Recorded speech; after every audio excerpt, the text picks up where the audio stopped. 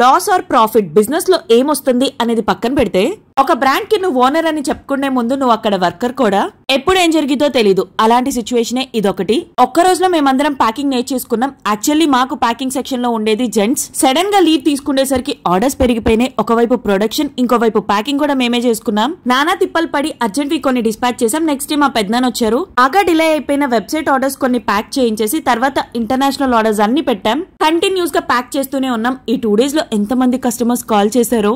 International orders అయితే ఒక్కొక్కరు 30 నుంచి 40 kgs ఆర్డర్ చేసుకున్నారు. US, UK, కెనడా, ఆస్ట్రేలియా అన్ని చోట్ల మన కస్టమర్స్ ఉన్నారు.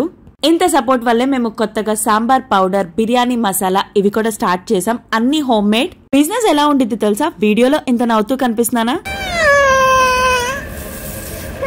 వేరేకాల ఎన్నో టెన్షన్స్. ఇంటర్నేషనల్ ఆర్డర్స్ ఆటో ఎక్కించాం. డొమెస్టిక్ ఆర్డర్స్ రోజు DTDC వాళ్ళు కలెక్ట్ చేసుకొని తీసుకెళ్తారు. వెబ్సైట్ వాట్సాప్ లో ఆర్డర్ చేసుకోండి. బాయ్.